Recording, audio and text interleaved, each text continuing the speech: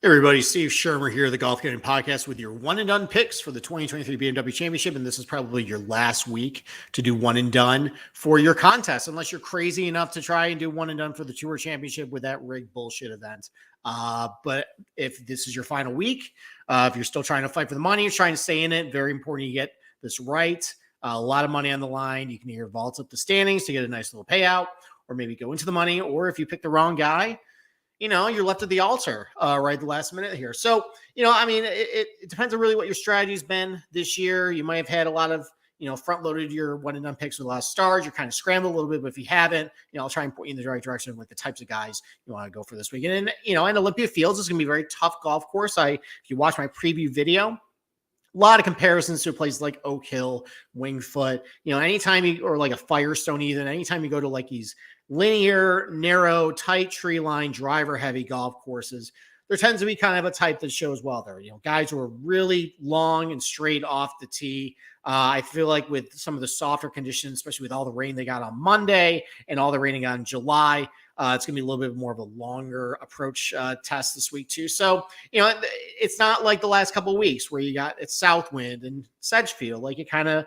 made it a little more wide open as far as like the skills that you want to look for. This one's pretty well defined. So I'm going to try and focus on those guys for your one and done picks. So obviously, if you have not taken guys like Jon Rahm or Scheffler or Rory, first of all, kudos to you if you're in the money and you haven't taken it. You still have one of those guys available because, this type of golf course is definitely meant for all those guys. All those guys have done very well on execution tests, driver heavy golf courses throughout their career. So if, of the three, I bet Scheffler personally, but I think Rory McIlroy is probably the safest of all three as far as, he just dominates these type of golf courses. So if you have any of those three available, though, I think those are fine picks. I mean, chances are probably the rest of your pool does not.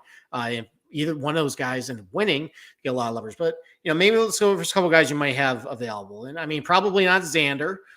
He's probably been used by most everybody. But if you haven't, a lot of people are out on Xander right now. And I understand the sentiment. It's been kind of lifeless golf. I think maybe, what happened at the US Open may have given people, maybe that was their breaking point. And, I'm still holding a little bit of faith in him. I'm still relying on the fact that his, iron play has been really good all year long, especially from longer range. I think that's going to help.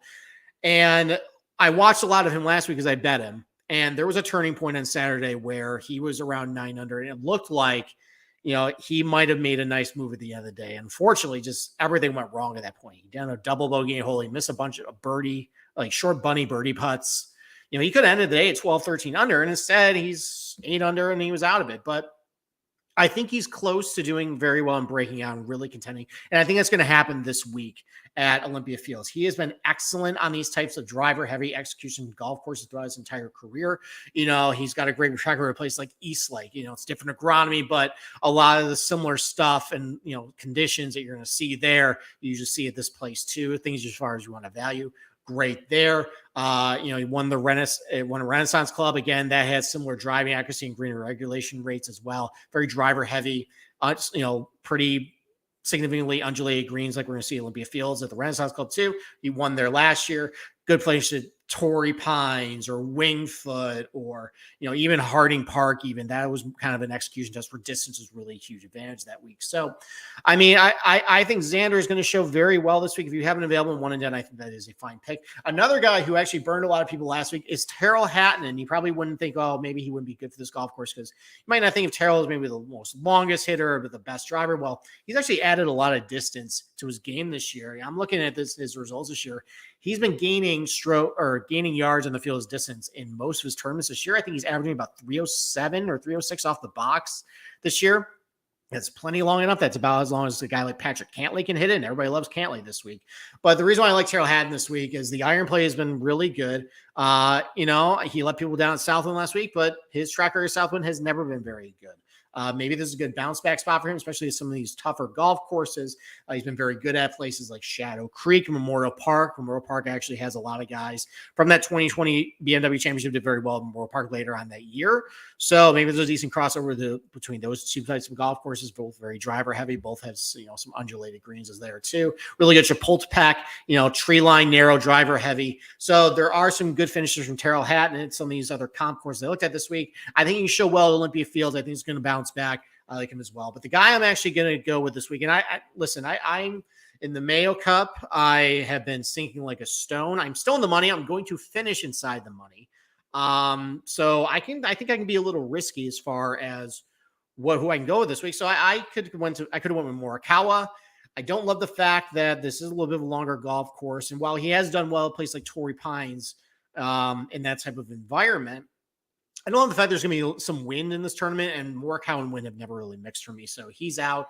I still have Cam Young available. That certainly fits the bill for the bomber narrative. I can't get there with him. There's just something off with his game right now.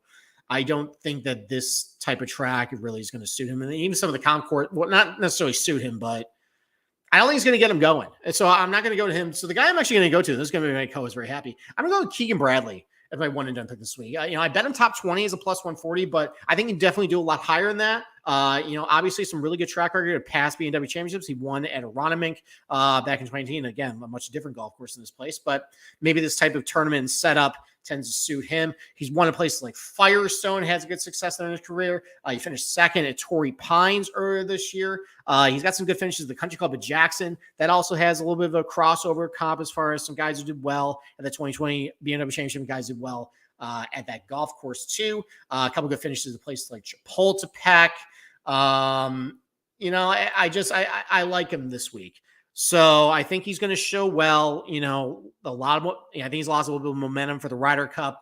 I think he really wants to solidify that captain spot for Zach Johnson. He's going to show well this week. So Keegan Bradley, my official one and done pick for the final installment of the one and done series for this year. So thank you very much for watching. If you could please go to Apple or Spotify, subscribe to our podcast, give us a rate and review. We love to hear the feedback, and definitely go to YouTube, our YouTube page here, subscribe and get free videos throughout the fall too. There is going to be golf in the fall as well. We're going to be cranking up content there too. So with that, good luck in your one and done picks for the 2023 BMW Championship.